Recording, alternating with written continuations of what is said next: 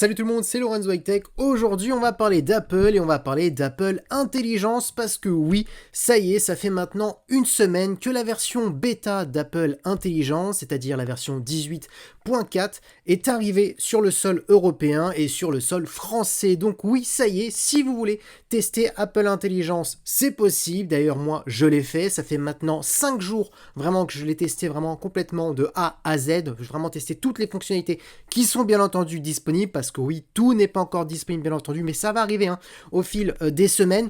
Je vous dis tout de suite, si vous voulez la tester, vous pouvez la tester parce qu'il n'y a pratiquement pas de bug qui pourrait vraiment empêcher l'utilisation de son iPhone, pas de perte d'autonomie parce que souvent dans les versions bêta, ce qui est un petit peu le souci, c'est soit le smartphone chauffe trop, soit la batterie dégringole. Aucun souci à ce niveau-là, donc vous pouvez foncer à ce niveau-là, je vous le dis.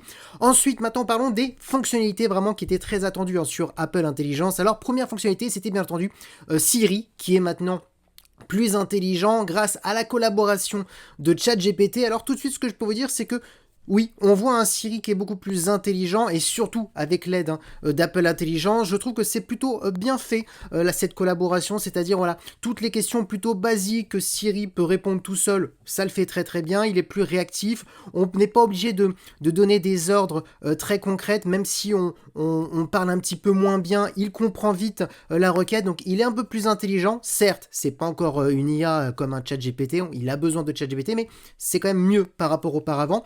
Ensuite, deuxième chose, bien entendu, lorsque Siri ne peut pas répondre, je trouve que c'est plutôt bien fait en disant on doit demander à ChatGPT, est-ce que vous donnez l'autorisation à ChatGPT de pouvoir aller beaucoup plus loin et voilà, vous dites juste oui et ça y est, la recherche est faite par ChatGPT. Ça, je trouve que c'est vraiment le bon point. On arrête de parler de ChatGPT et de Siri, on va parler maintenant de tout ce qui est IA, correction d'orthographe, reformulation de mails, de textos.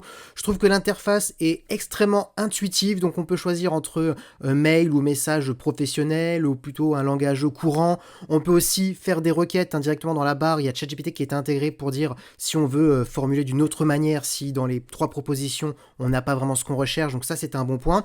Ensuite, tout ce qui est retouche photo, notamment la gomme magique, je trouve que c'est impressionnant. Pour une première d'Apple, ça marche mais plus que bien. Je me suis amusé à supprimer des personnes, des petits objets, des moyens objets. Il efface vraiment tout complètement, mais vraiment très très bien. Et pour terminer au niveau de la création d'images, tout ce qui est avec l'application Playground pour créer des images, etc., ça fonctionne plutôt correctement. Bon, pour l'instant, c'est que des dessins animés, c'est des versions animées. Dommage, pas de réalisme, mais ça reviendra plus tard. Et pour les Genmoji aussi, c'est plutôt pas mal. Je me suis plutôt bien amusé. Donc pour l'instant, je valide.